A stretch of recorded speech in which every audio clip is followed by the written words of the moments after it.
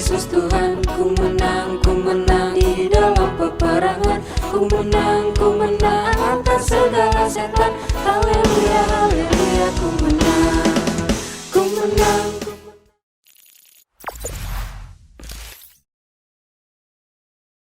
Selamat pagi Bapak Ibu Saudaraku yang terkasih di dalam Tuhan.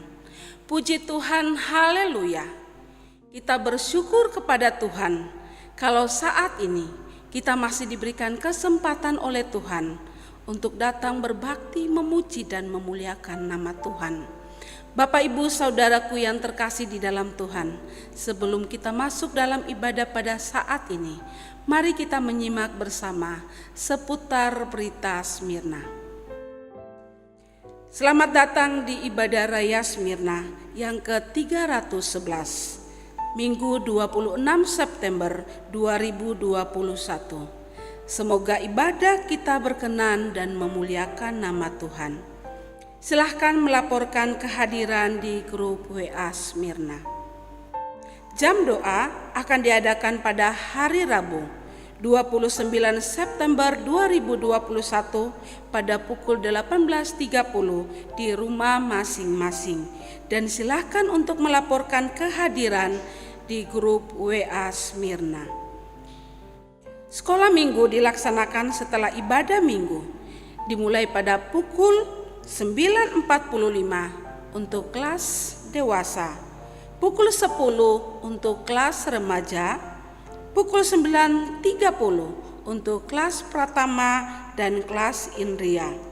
Silahkan Bapak Ibu dan anak-anak untuk mempersiapkan diri mengikuti sekolah minggu secara virtual. Laporan kegiatan ibadah tanggal 19 September 2021. Hadir 89 orang. Jam doa 15 September hadir 38 orang. Sekolah minggu 19 September 2021 hadir 33 orang. Prima 19 September hadir 8 orang. Selamat ulang tahun kami ucapkan kepada Bapak Yonansis Gumung Gilung tepat pada hari ini 26 September.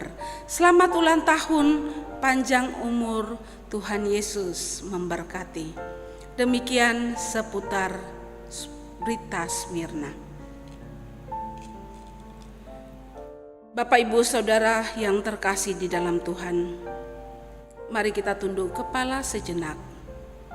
Kita merenungkan akan kasih Tuhan yang begitu luar biasa di dalam hidup kita. Mari kita masuk dalam saat teduh.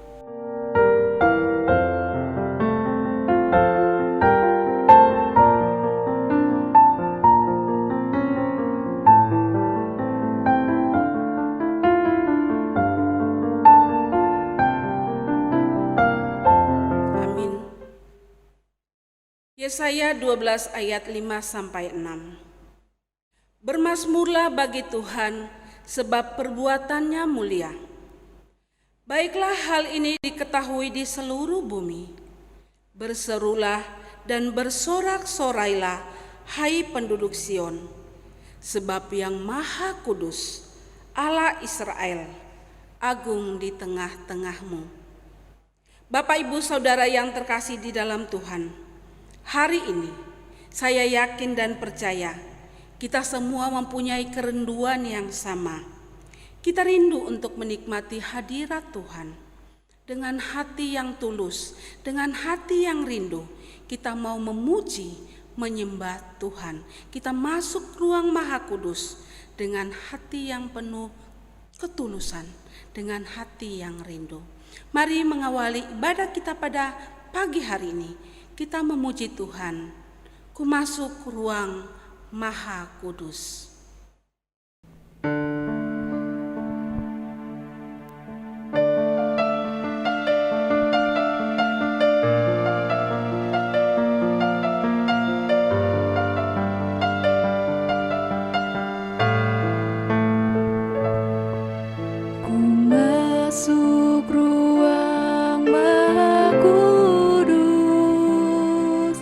Dengan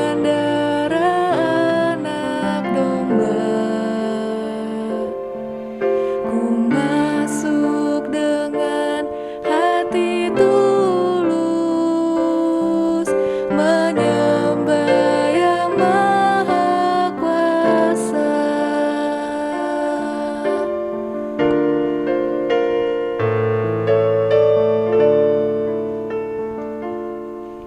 Ku masuk ruang maha kudus dengan darah anak domba. Ku masuk dengan hati tulus menyembah yang maha kuasa. Ku menyembahmu,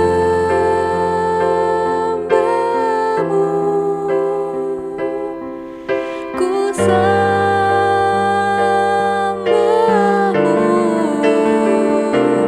ku menyembahmu,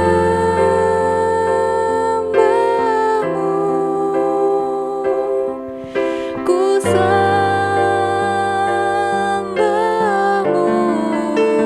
sebab namamu kudus, kudus Tuhan.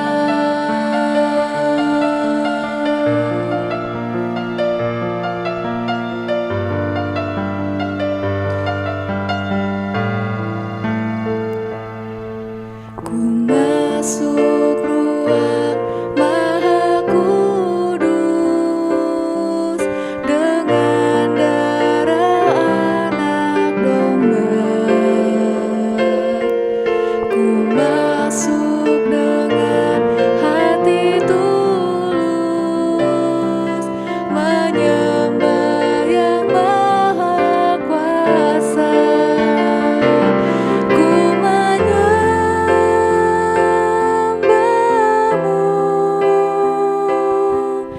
ku sembahmu,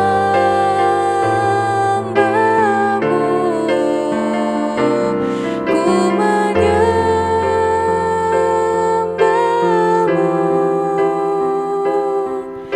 ku sembahmu, sebab namamu kudus, kudus Tuhan. Sebab namamu kudus, kudus Tuhan.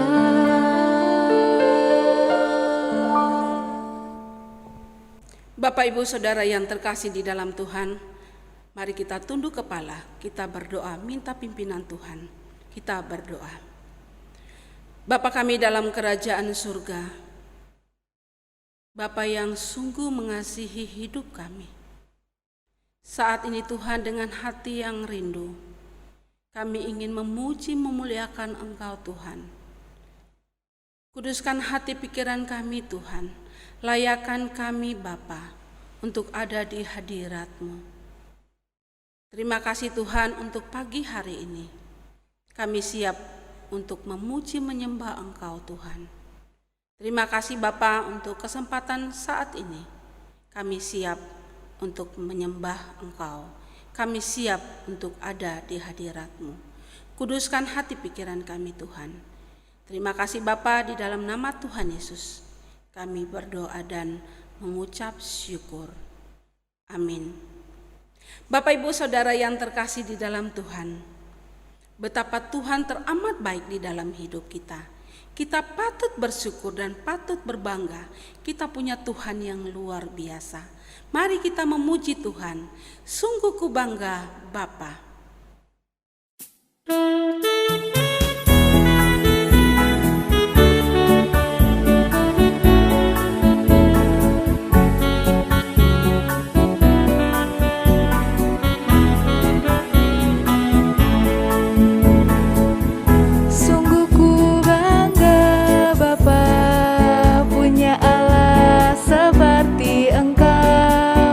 Sungguh ku bangga Yesus.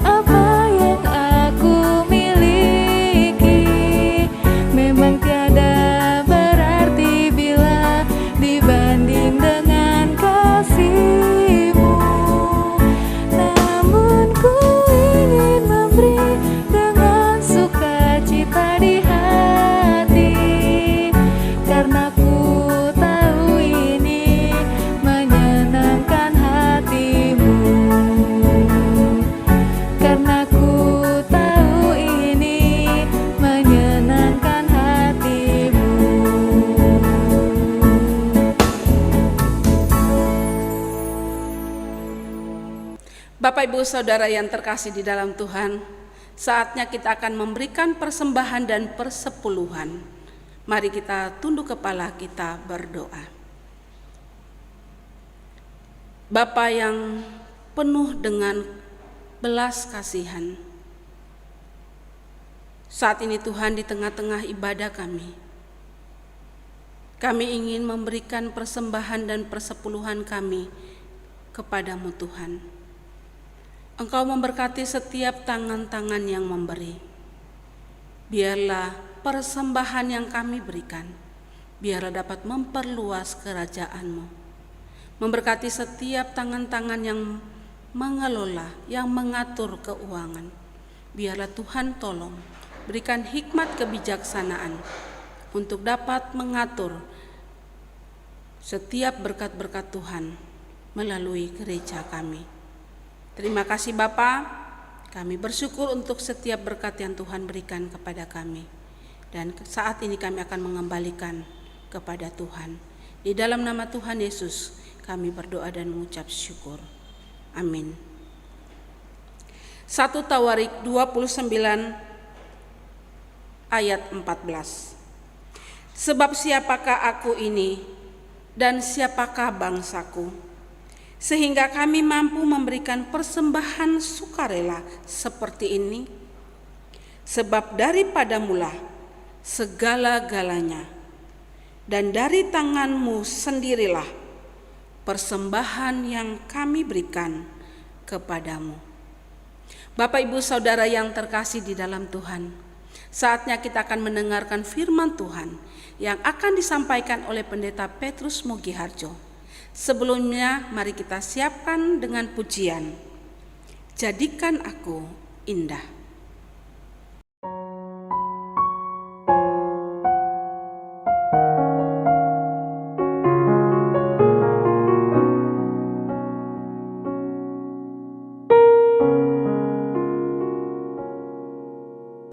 Ku datang ya Bapa dalam kerinduan,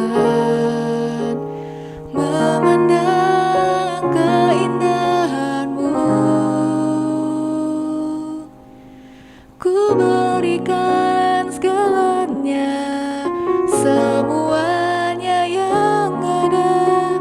Ku ingin menyenangkan hati-Mu, oh Tuhan. Jadikan aku indah, yang Kau pandang mulia. Seturut karya-Mu di dalam hidupku. Ajarku berharap hanya kepadamu, taat dan setia kepadamu Tuhan.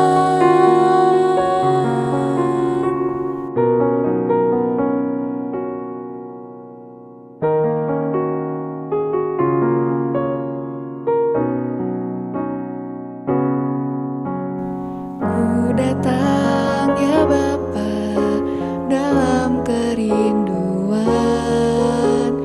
memandang keindahan-Mu. Ku berikan segalanya, semuanya yang ada. Ku ingin menyenangkan hati-Mu, oh Tuhan.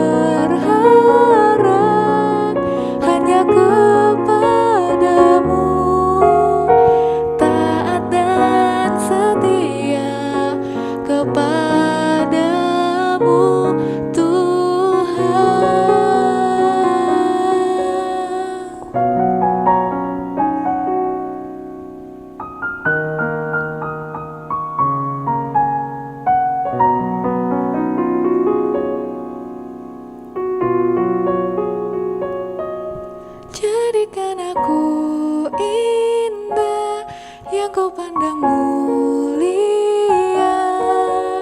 seturut karyamu di dalam hidupku.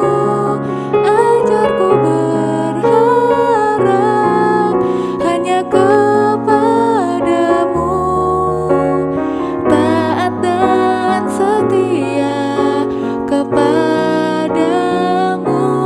Tuhan, taat dan setia kepadamu Tuhan.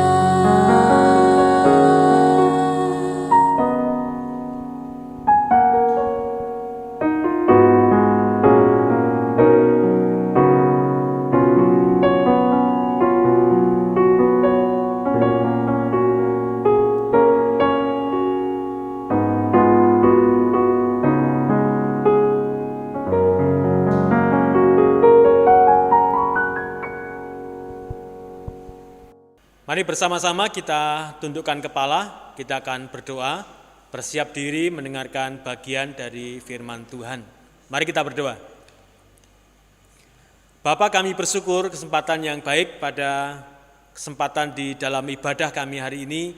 Kami bersiap diri membuka hati dan hidup kami untuk menerima kebenaran firman Tuhan. Dan biarlah firman-Mu akan masuk ke dalam hati sanubari kami, dan kebenaran firman-Mu juga akan terlihat dan nampak dalam kehidupan kami sehari-hari. Terima kasih Bapa, dalam nama Tuhan Yesus Kristus kami berdoa. Amin. Bapak Ibu saya kasihi, firman Tuhan hari ini akan saya berikan judul Hidup Kudus dari Imamat pasal 20 ayat yang ke-26. Hidup Kudus, Imamat 20 ayat yang ke-26, demikian firman Tuhan. Kuduslah kamu bagiku, sebab aku ini Tuhan kudus, dan aku telah memisahkan kamu dari bangsa-bangsa lain, supaya kamu menjadi milikku. Bapak Ibu saya kasih, garis bawahi kata kuduslah, sebuah perintah dari Tuhan, agar umat Tuhan menjadi umat yang kudus dalam perilakunya, dalam perkataannya, dan dalam pikirannya. Kata kuduslah menjadi sebuah perintah yang tegas kepada kita sekalian pada saat ini agar kita hidup kudus. Perhatikan juga kata aku telah memisahkan kamu. Pasti ada maksud dari Tuhan bagaimana orang-orang kudus itu adalah orang-orang yang sudah disisihkan oleh Tuhan. Orang-orang yang sudah dipisahkan oleh Tuhan, dan nanti kita akan lihat bersama-sama bagaimana pemahaman dari kata memisahkan ini. Bapak Ibu saya kasihi, kita tahu pasti bahwa Allah kita adalah Allah yang kudus. Kuduslah kamu sebab aku kudus. Nanti kita lihat di 1 Petrus. Allah kita kudus. Allah kita tidak bisa berkompromi dengan dosa. Allah kita tidak bisa berkompromi dengan ketidakkudusan.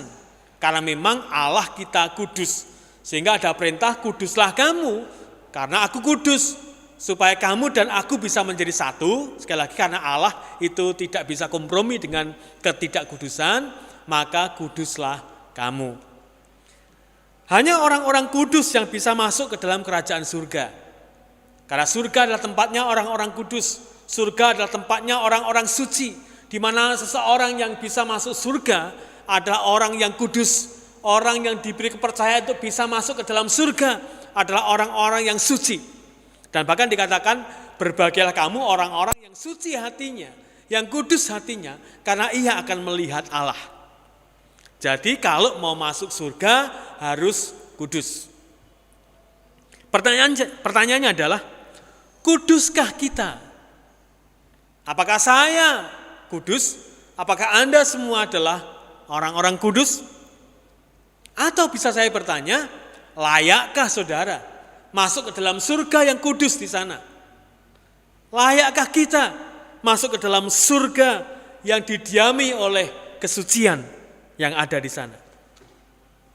Jika itu dipertanyakan kepada kita, apa jawab kita?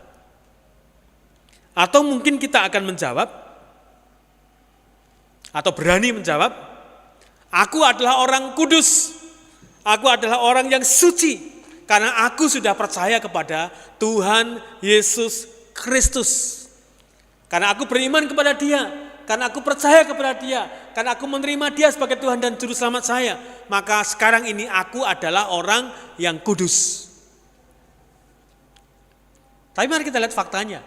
Apakah kita sungguh-sungguh kudus hari ini? Apakah perkataan kita kudus? Apakah tingkah laku kita kudus? Apakah pola pikir kita kudus? Atau mungkin kita akan berkata atau menjawab pertanyaan itu, wah, aku pasti bukan orang kudus. Karena aku banyak dosa, aku banyak pelanggaran, aku banyak hal yang saya lakukan tidak sesuai dengan kebenaran firman Tuhan. Maka aku ini bukan orang kudus. Kalau kita menjawab bahwa kita adalah bukan orang kudus, lalu apa artinya kita percaya kepada Tuhan Yesus yang menyucikan kita dari segala kejahatan kita? Kalau kita sendiri mengaku bahwa saya bukan orang kudus. Kok susah ya? Mengaku kudus ternyata hidup kita tidak kudus.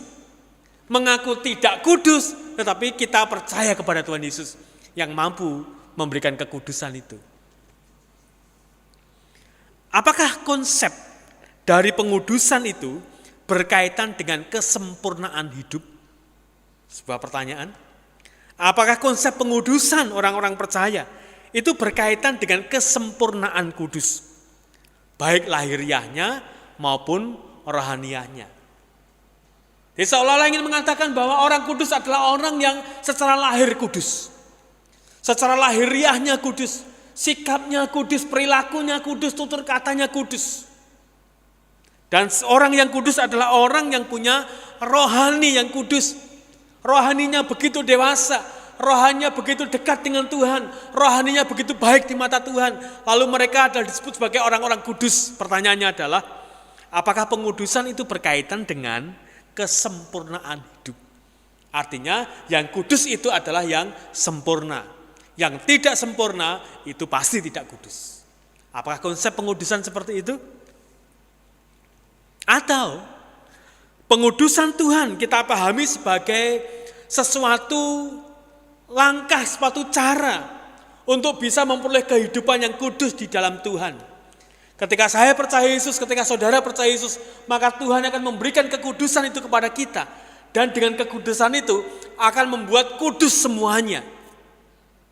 Meskipun kita berdosa, maka otomatis menjadi kudus lagi. Ketika kita melakukan kesalahan, maka otomatis jadi kudus lagi. Ketika kita melakukan pelanggaran, oleh karena iman, secara otomatis kita menjadi dikuduskan lagi. Jadi apapun yang kita buat, tidak akan berpengaruh. Apapun yang kita buat, sesalah apapun tidak akan beresiko. Karena otomatis kita dijadikan kudus kembali oleh Tuhan. Apakah pemahaman itu benar? Bapak Ibu saya kasihi, mari kita lihat bersama-sama bagaimana konsep pengudusan itu dalam kehidupan kita sebagai seorang percaya yang sesuai dengan maksud Tuhan ketika menguduskan kita. Mari kita pahami konsep pengudusan itu. Kudus artinya pemisahan untuk maksud khusus. Tadi saya sampaikan, garis bawahi kata memisahkan. Pemisahan untuk maksud khusus yang meliputi penyerahan diri kita sebagai orang yang dikhususkan oleh Tuhan. Seperti halnya para imam, seperti halnya para nabi di bait Allah, mereka adalah orang-orang yang dikhususkan oleh Tuhan untuk pelayanan kepada Allah. Mereka bukan orang sembarangan, mereka bukan orang-orang pada umumnya, tapi orang-orang pada umumnya yang ada dalam kumpulan umat Tuhan itu, kemudian mereka disisihkan oleh Tuhan, yang artinya sesungguhnya dikuduskan oleh Tuhan untuk menjadi pelayan-pelayan Tuhan atas pilihannya. Unsur pokoknya adalah pemisahan dan penyerahan. Mereka sudah dipisahkan, kemudian mereka menyerahkan diri kepada Tuhan. Itu konsep dari sebuah pengudusan. Sekali lagi saya ingin mengulang karena ini penting. Pengertian dari pengudusan adalah pemisahan untuk maksud khusus yang meliputi penyerahan diri. Nah, mari kita pahami bagaimana pengudusan itu berlangsung dalam kehidupan kita. Sehingga kita bisa menjawab pertanyaan-pertanyaan kita yang di awal tadi, sungguhkah kita kudus, apakah kita setengah kudus, atau kita kurang kudus, dan lain sebagainya. Mari kita jawab bersama-sama. Yang pertama, kudus secara posisi. Sekali lagi, kudus secara posisi. Apa maksudnya? Artinya adalah, orang yang beriman itu adalah orang yang sudah dipisahkan dari dunia ini. Menjadi orang-orang kudus dalam kedudukannya sebagai keluarga Allah. Tadi saya sampaikan di awal bahwa Tuhan itu kudus dan dia tidak bisa berkompromi dengan ketidakkudusan. Orang-orang yang bisa datang kepada dia, orang-orang yang bisa berkumpul dengan dia adalah orang-orang kudus saja. Yang tidak kudus tidak bisa berkumpul dengan Tuhan. Karena Tuhan itu kudus adanya dan dia tidak berkompromi dengan ketidakkudusan. Sehingga yang tidak kudus tidak bisa bertemu dengan Tuhan. Itu konsepnya. Nah, kita sekarang ini setelah kita mengaku percaya kepada Tuhan Yesus Kristus, kita mendapatkan satu kekudusan. Yang pertama yaitu kudus secara posisi.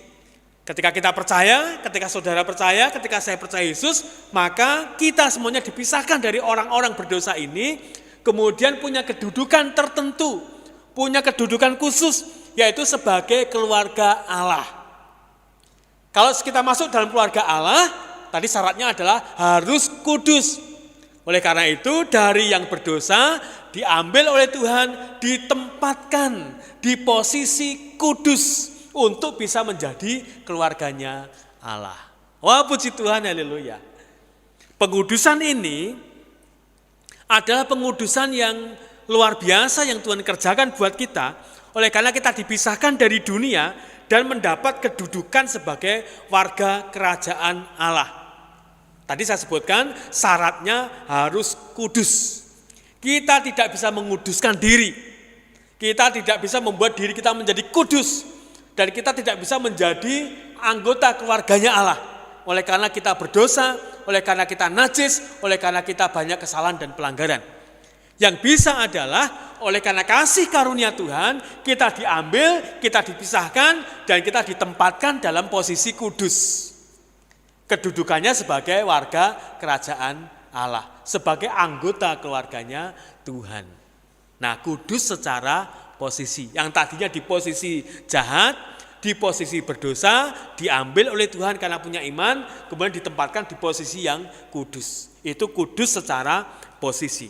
Nah, dalam hal ini tidak dibedakan atau tidak dipedulikan perihal keadaan rohani orang tersebut. Kudus secara posisi ini tidak melihat kadar dari rohaninya. Asal dia percaya Yesus, asal dia beriman kepada Tuhan Yesus sebagai Tuhan dan Selamatnya, maka dia digolongkan, dia dipisahkan, dan dia dikelompokkan, dan dia didudukkan dalam posisi kudus. Enggak melihat bagaimana imannya, kedewasaannya tidak dilihat. Yang penting dia percaya Yesus, punya iman, dia orang kudus, menjadi anggota keluarganya Allah. Nah, itu kudus secara posisi. Tidak lagi dibedakan bagaimana kondisi dari iman itu. Ya, syaratnya hanya percaya Yesus sebagai Tuhan dan Juru Selamatnya, maka dia dihitung sebagai orang-orang kudus. 1 Korintus pasal 6 ayat 11 saya ingin membacakan. Dan beberapa orang di antara kamu demikian dahulu, tetapi kamu telah memberi dirimu disucikan, kamu telah dikuduskan, kamu telah dibenarkan dalam nama Tuhan Yesus Kristus dan dalam roh Allah kita. Puji Tuhan. Sebetulnya kita orang berdosa, tetapi kemudian kita dibenarkan, kita dikuduskan, dan juga kita disucikan oleh Tuhan supaya bisa masuk sebagai syarat menjadi warga kerajaan surga, menjadi anggota keluarganya Allah. Tidak dilihat bagaimana kondisi iman itu, yang penting dia bertobat dan mengaku percaya kepada Tuhan Yesus Kristus, maka dia diberikan kedudukan kudus. Jadi kalau kita jawab, apakah kita kudus hari ini? Ya, secara posisi saya adalah orang kudus, orang yang dikuduskan oleh Tuhan. Pertanyaan secara pribadi buat kita semuanya, apakah saudara merasa bahwa hari ini saudara adalah orang kudus? Karena pertobatan dan karena iman kepada Tuhan Yesus. Bagian yang kedua, kudus secara pengalaman. Ya, kudus secara pengalaman. Bagian yang kedua ini berbeda dengan bagian yang pertama. Bagian yang pertama adalah kita diambil, kita dipisahkan, kemudian ditempatkan di tempat kudus. Selesai. Nah, bagian yang kedua ini adalah kudus secara pengalaman. Ini memerlukan proses dan memerlukan usaha yang terus-menerus tanpa tiada henti. Sehingga firman-Nya dalam 1 Petrus pasal 1 ayat 16, kuduslah kamu sebab aku ini kudus. Artinya terus-meneruslah kamu hidup kudus. Berusahalah semaksimal mungkin supaya kamu kudus.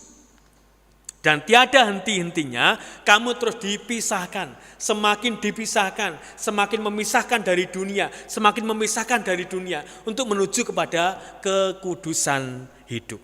Jadi usahanya adalah usaha hidup kudus yang terus-menerus, perlu proses dan perlu waktu. Dan ini yang harus kita kerjakan sekarang ini. Yang tadi sudah dikerjakan oleh Tuhan, menempatkan kita kepada tempat yang kudus. Nah, sekarang bagian kita adalah berusaha untuk hidup kudus. Karena kita ada konsep yaitu kudus secara pengalaman. Hari ini saya kudus, besok harus lebih kudus daripada hari ini. Dan hari ini saya harus lebih kudus daripada hari kemarin. Ada perjuangan, ada pengalaman, ada jerih lelah untuk bisa hidup kudus di hadapan Tuhan. Dan disinilah letak perbedaan, mulai kelihatan, perbedaan rohani orang-orang Kristen. Sekali lagi di bagian pertama tadi, kudus secara posisi semuanya sama. Yang percaya Yesus kudus. Yang beriman kepada Tuhan Yesus Kristus kudus secara posisi. Nah, sekarang ini beda. Kudus secara pengalaman. Ya, ini akan kelihatan sekarang dari manakah atau nampak dari kehidupan rohaninya. Sehingga terjadi pembedaan. Ada orang yang sudah percaya tapi rohaninya anak-anak. Ada orang yang percaya tapi rohaninya ya rata-rata saja. Ada orang yang percaya tapi rohaninya begitu dewasa. Ini terjadi pembedaan di bagian yang kedua ini. Akan dibedakan mana yang rohani dan mana yang sok rohani. Mana yang dewasa dan mana yang masih anak-anak. Mana yang rohaninya baik dan mana yang rohaninya tidak baik. Itu nampak pada bagian kudus secara pengalaman. Ya, nah akan kelihatan bagaimana ketika menghadapi masalah, bagaimana ketika melayani, bagaimana ketika hidup bersama-sama dengan orang-orang beriman, bagaimana berkomunikasi dengan orang-orang lain, maka akan kelihatan di situ mana yang rohaninya baik dan rohani yang kurang baik. Tidak ditentukan oleh umur, ya bukan, tetapi ini ditentukan oleh kedewasaan dari kerohanian masing-masing orang percaya. Bisa saja orang itu sudah percaya bertahun-tahun, tapi rohaninya kerdil, rohaninya tidak bertumbuh.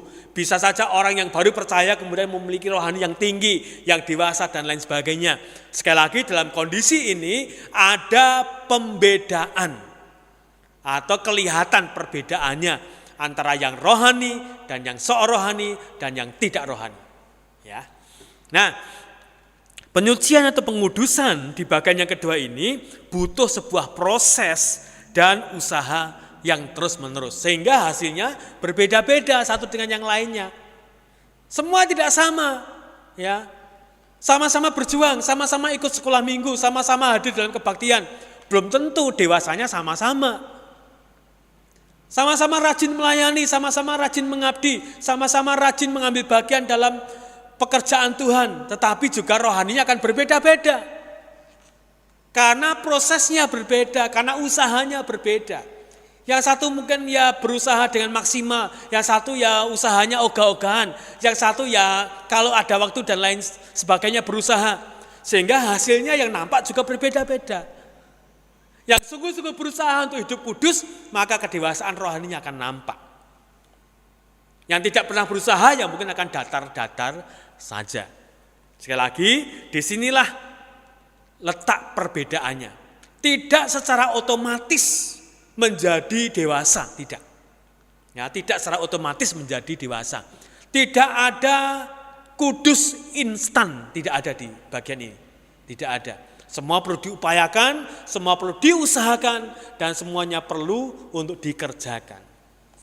Sehingga benarlah perkataan atau istilah yang mengatakan menjadi tua itu pasti, menjadi dewasa itu pilihan. Bertambah umur itu pasti, bertambah dewasa itu perlu usaha. Bertambah tua itu jelas, tapi bertambah dewasa rohaninya belum tentu. Oleh sebab itu perlu perjuangan yang terus menerus. Kuduslah kamu sebab aku kudus. Dalam 1 Petrus pasal 1 ayat 16 itu sungguhnya hendaklah kamu menjadi berusaha terus menerus hidup kudus tiada hentinya.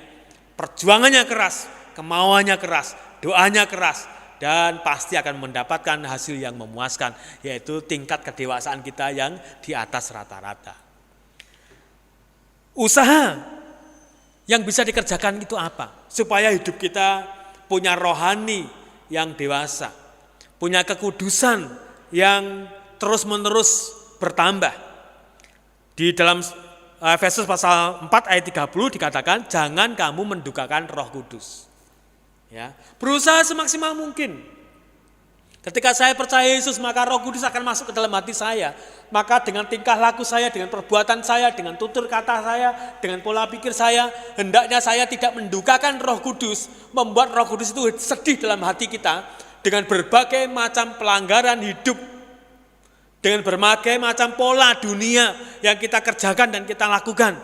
Jangan sampai Roh Kudus menangis oleh karena kita sering menyakiti hati orang. Jangan sampai Roh Kudus menjadi sedih oleh karena sering kita menyinggung orang, mematahkan semangat orang. Ya, jangan sampai. Itu artinya kita mendukakan Roh Kudus yang ada dalam hati kita. Oleh sebab itu, supaya kesempurnaan kita semakin hari semakin baik, jangan mendukakan Roh Kudus. Berbuatlah sesuai dengan kekudusanmu. Berkatalah sesuai dengan kekudusanmu. Berpikirlah sesuai dengan kekudusanmu yang ada di dalam Kristus. Bagaimana usaha yang lain? Usaha yang lain adalah jangan padamkan roh. Jangan padamkan roh. 1 Tesalonika pasal 5 ayat 19. Roh yang ada pada diri kita adalah roh yang penuh dengan semangat di dalam Tuhan. Roh yang menyala-nyala dan roh yang berkobar-kobar di dalam Tuhan. Dan kita tidak boleh memadamkan roh itu. Setiap kali ada kesempatan pelayanan, mari kita sambut pelayanan itu dengan semangat. Setiap kali ada kesempatan untuk berbuat baik, mari kita berbuat baik. Karena roh itu mendorong kita untuk berbuat baik. Jangan sampai padamkan roh. Memang Paulus katakan kepada kita sekalian, bahwa kemah yang kita diami, jasmania yang kita diami ini, semakin lama semakin rusak, semakin lama semakin renta. Tetapi dengan rusaknya jasmania kita, tidak boleh diiringi dengan rusaknya rohani kita. Melemahnya tubuh jasmani kita tidak boleh dibarengi dengan melemahnya iman kita. Melemahnya bagian-bagian dari jasmaniah kita ini tidak boleh membuat kita menjadi lemah di dalam Tuhan. Rohmu harus tetap menyala-nyala di hadapan Dia. 1 Tesalonika pasal 5 ayat 19. Dan yang terakhir adalah bagaimana kita bisa menjalankan usaha kita supaya kita semakin hari semakin kudus di hadapan Tuhan, yaitu berjalan di dalam roh. Galatia pasal 5 ayat 16 di sana dikatakan. Akan dibedakan di sana. Inilah buah roh, kasih, sukacita, damai sejahtera, kesabaran, kebaikan, kemurahan hati, pelemah lembutan, dan penguasaan diri. Ada di sana. Apakah itu ada dalam kehidupan kita? Apakah itu kita upayakan supaya itu terus ada dalam kehidupan kita? Atau perbuatan daging telah nyata, yaitu percabulan, kenajisan, hawa nafsu, dan lain sebagainya. Atau itu yang kita kerjakan? Oleh sebab itu kita harus berusaha keras, berjuang keras, agar kita berjalan di dalam roh. Ketika kita berjalan di dalam roh, maka kita akan menghasilkan buah roh. Ketika kita berjalan dalam kedagingan, maka akan menghasilkan buah kedagingan. Mana yang kita pilih? Kalau kita milih berjalan di dalam roh, maka kita sedang berjuang untuk hidup kudus secara pengalaman. Jadi Bapak bisa kasihi, itulah kekudusan secara pengalaman yang harus kita upayakan hari-hari ini. Harus kita kerjakan, harus kita upayakan, tiada henti. Kapan sempurnanya? Kapan berhentinya? Berhentinya adalah bagian yang ketiga, kudus akhir. atau kudus sempurna. Kapan itu? Yaitu kedewasaan atau kesempurnaan total di dalam Tuhan Yesus Kristus saat Dia datang kembali dan mengubah tubuh yang hina ini menjadi tubuh yang serupa dengan tubuhnya, yaitu tubuh yang mulia, tubuh yang sempurna. Filipi pasal 3 ayat 20 sampai 21. Jadi bagian yang kedua, kudus secara pengalaman tadi harus kita upayakan sepanjang kita hidup. Jangan merasa bahwa saya sudah lebih baik, saya sudah maksimal, saya sudah sempurna. Enggak. Paulus katakan, aku bukanlah yang sempurna, tapi aku mengejar kesempurnaan itu. Sampai kapan? Sampai Paulus bertatap muka dengan Yesus Kristus. Sehingga dia berkata, bagiku hidup adalah Kristus dan mati adalah keuntungan. Selama dia hidup adalah bekerja memberi buah. Itu artinya berusaha sekeras mungkin, berusaha semaksimal mungkin agar hidupnya lebih baik dan semakin baik dan semakin baik. Bukan semakin merosot. Ya, kita mestinya juga seperti itu. Perjuangan kita akan terus menerus akan menjadi baik. Kalau saya setia hari ini, besok harus lebih setia. Besoknya lagi harus lebih setia. Bukan semakin lama semakin kendor. Bukan semakin lama semakin tidak setia. Bukan semakin lama semakin tidak terlibat dalam pelayanan. Bukan semakin lama semakin tidak bersemangat di dalam Tuhan. Bukan. Tetapi semakin hari semakin baik. Ya. Jadi hari ini harus lebih baik daripada hari kemarin. Dan besok hari harus lebih baik daripada hari ini. Sampai kapan? Sampai Tuhan datang kembali. Sampai Tuhan menjemput orang-orang percaya. Sampai Tuhan Yesus mengubah tubuh yang hina ini menjadi tubuh yang serupa dengan tubuhnya yang mulia. Dan barulah saat itu kita memiliki kekudusan yang sempurna. Kekudusan secara total. Jadi Bapak Ibu saya kasihi, itu konsep pengudusan. Seperti apa? Benar, kita adalah orang yang kudus secara posisi karena pertobatan dan karena iman kita kepada Tuhan Yesus. Tapi kita juga kudus secara pengalaman yang terus-menerus harus diupayakan dan diusahakan supaya kita semakin kudus dan semakin kudus. Dan yang ketiga adalah kudus sempurna, kudus total. Yaitu pada saat Tuhan datang mengubah tubuh jasmaniah yang hina ini menjadi tubuh yang serupa dengan tubuhnya, yang penuh dengan kemuliaan. Baru kita mendapatkan kekudusan secara sempurna. Akhirnya Bapak Ibu sekalian, mari kita hidup kudus. Karena Tuhan sudah menempatkan kita pada posisi kudus. Jangan kecewakan Tuhan. Mari kita terus berusaha, tiada henti untuk hidup kudus. Sekarang, besok, dan seterusnya. Kudus tingkah laku kita, kudus perkataan kita, kudus pikiran kita, kudus kehendak kita, dan kudus seluruh hidup kita. Mari kita dengan rela meyakini bahwa proses pengudusan ketika kita dibajak oleh Tuhan Allah, seperti Matius pasal 13 ayat 1-23, kita sedang dikerjakan oleh Tuhan. Kita sedang seperti petani sedang dibajak oleh petani. Nah, kita sedang dibajak oleh Tuhan supaya menjadi baik. Kita dibersihkan. Bahkan mungkin kita dipotong oleh Tuhan seperti pokok anggur yang ranting-rantingnya tidak berbuah kemudian dipotong dengan kerelaan hati. Dia menyerahkan bagian-bagian untuk dipotong supaya menjadi ranting yang bagus dan berbuah banyak. Yohanes 15 ayat 1-3. Kita juga mungkin ditegur dan diajar oleh Allah. 1 Petrus 1 ayat 7. Supaya apa? Supaya kita terbukti kemurnian iman kita. Sekali lagi saya ingatkan, bagian kita hari ini adalah mari kita hidup kudus di hadapan Tuhan. Dilihat atau tidak dilihat orang. Akhirnya, karena kita sudah dipisahkan dari dunia, hendaklah hidup kita tidak menggunakan cara dunia. Hiduplah kudus. Mari kita berdoa. Bapa, kami bersyukur untuk firman-Mu pada pagi ini, dan kami mohon kekuatan dan hikmat-Mu supaya kami boleh menjalani proses ini untuk menuju kepada kekudusan hidup. Ada banyak tantangan, rintangan, godaan, cobaan, tetapi biarlah dengan kuasa-Mu kami boleh mengalahkan semuanya itu dan terbukti benar bahwa kami hidup kudus di hadapan Tuhan. Terima kasih Bapa buat nasihat firman-Mu pada pagi ini. Dalam nama Tuhan Yesus Kristus kami bersyukur dan kami berdoa. Amin. Bapak, Ibu, Saudara yang terkasih di dalam Tuhan, demikian firman Tuhan yang sudah kita dengarkan bersama-sama. Mari kita meresponi dengan hidup kudus, hidup menyenangkan hati Tuhan. Kita mengangkat pujian, menyenangkan-Mu.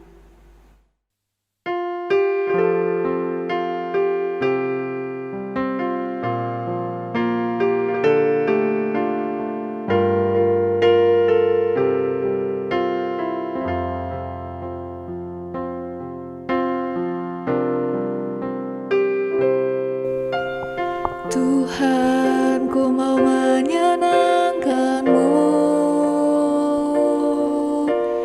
Tuhan, bentuklah hati ini jadi bejana untuk hormat-Mu. Cemerlang bagai emas murni. Tuhan, ku serahkan hatiku, semua ku berikan padamu. Kuduskan hingga tulis selalu, agar aku menyenangkan-Mu.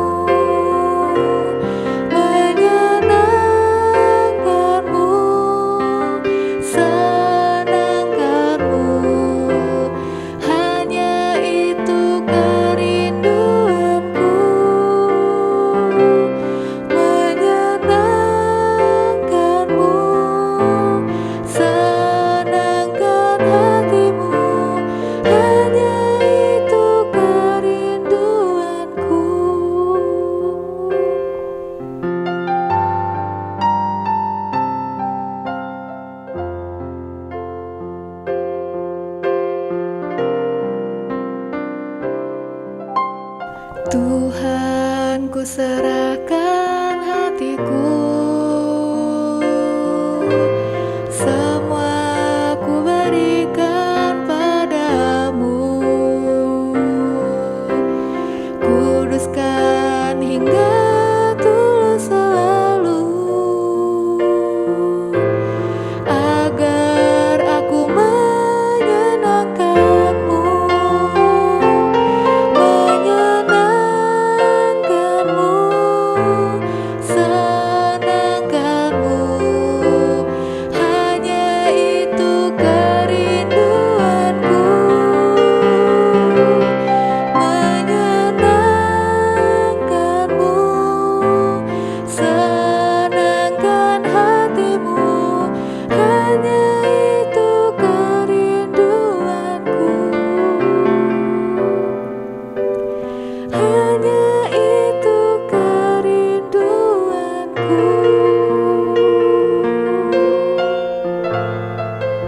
Bapak Ibu yang saya kasihi, di penghujung ibadah kita hari ini, mari kita tunduk kepala dan kita berdoa kepada Tuhan. Kepadamu Allah yang kudus, Allah yang suci, Allah yang kami sembah dan kami kenal di dalam nama Tuhan kami, Yesus Kristus. Kami mohon ampun ya Tuhan atas dosa dan kesalahan kami, baik itu melalui tutur kata kami, tingkah laku perbuatan kami, pola pikir kami, akal kehendak kami, hati kami, dan keseluruhan dari hidup kami yang tidak berkenan kepada Tuhan, dan kiranya pengampunan-Mu di pagi ini akan memungkinkan kami untuk datang ke dalam hadirat Tuhan, menaikkan doa-doa kami. Bapa, kami bersyukur oleh karena Tuhan mendengarkan doa kami dan menjawab doa kami, di mana bangsa dan negara kami boleh mengalami kemajuan atas perjuangan dari pandemi COVID-19. Kiranya perbaikan, kebaikan yang terjadi di negeri kami boleh berlanjut dan pandemi COVID-19 boleh berakhir di negeri kami. Kami kembali kepada aktivitas normal kami, meskipun kami harus menjaga ketat dengan tetap menjalankan protokol kesehatan, dengan menjalankan vaksinasi, dan bahkan mungkin masih ada dalam lingkup PPKM. Berkatilah ya Tuhan supaya segala sesuatunya boleh berjalan dengan baik dan lancar. Pemerintah kami terus diberkati oleh Tuhan untuk menemukan inovasi-inovasi yang baru untuk membawa kemajuan-kemajuan di negara dan bangsa kami. Jadikanlah negeri kami menjadi negeri yang adil dan makmur, sejahtera dan damai, dan biarlah ancaman-ancaman yang akan menyerang negara kesatuan Republik Indonesia ini boleh Tuhan selesaikan melalui aparat-aparat terkait, sehingga kami menjadi negara yang sungguh-sungguh menikmati kesejahteraan dan juga keadilan yang sesungguhnya di negeri kami ini. Kami bersyukur juga atas gabungan Gereja Baptis Indonesia yang terus melengkapi kepengurusannya, bahkan sampai ke tingkat BPD di seluruh wilayah Nusantara ini. Berkatilah agar para pengurus BPD dan juga BPN akan menjadi alat Tuhan untuk menyatukan umat Baptis Indonesia dengan satu visi, dengan bergerak bersama-sama, dan bahkan bergandengan tangan dalam lingkup keluarga besar gabungan Gereja Baptis Indonesia.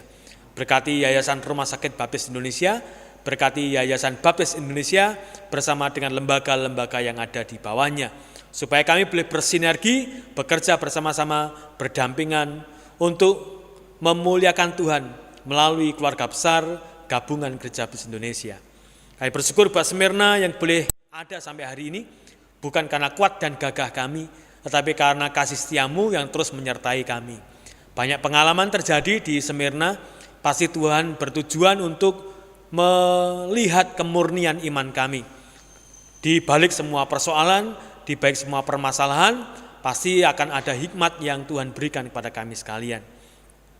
Berkatilah kerinduan kami ya Tuhan untuk bisa kebaktian tatap muka seperti gereja-gereja yang lain yang sudah memulainya. Dan kami akan memulai dengan persekutuan, kami memulai dengan perekaman, kami memulai dengan latihan-latihan, dan ujungnya nanti kami bisa beribadah bersama-sama, bertatap muka di BSB ini. Kuasa-Mu yang bekerja di balik semua kerinduan dan upaya kami. Berkatilah seluruh jemaat Smyrna yang sakit Tuhan sembuhkan, yang hamil Tuhan berkati kehamilannya, yang merindukan buah hati Tuhan nyatakan, yang sedang dalam pergumulan mari Tuhan buka jalan. Dan bahkan berkati seluruh jemaat Smyrna dengan kesehatian, kesatuan, kerukunan, dan semangat yang terus berkobar-kobar untuk melayani dan mengabdi kepada Tuhan. Terima kasih Bapa, kami sungguh menyerahkan Smyrna ke dalam tangan kasih kuasa-Mu. Dan hari ini kami siap menerima berkat-Mu, dan biarlah berkat-Mu akan melimpah dalam kehidupan kami. Bapak Ibu saya kasihi, bukalah hati dan hidup-Mu, dan sekarang terimalah berkat-Nya.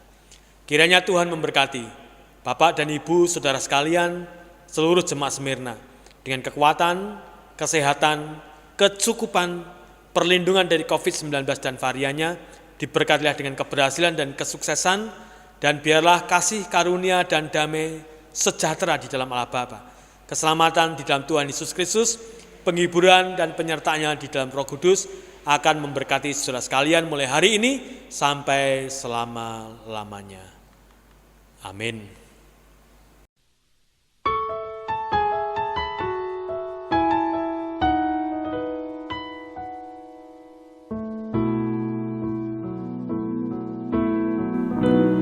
Bila Engkau tak besertaku,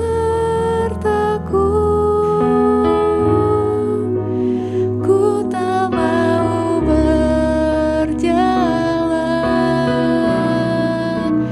Ku perlu Tuhan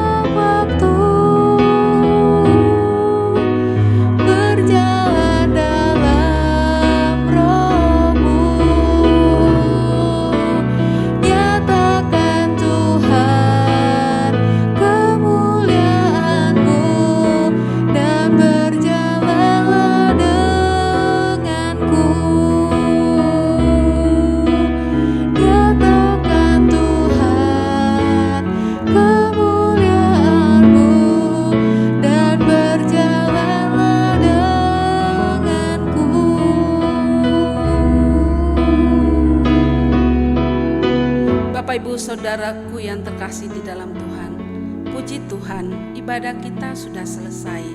Mari kita mengambil waktu sejenak untuk berdoa secara pribadi. Selamat hari Minggu, Tuhan Yesus memberkati.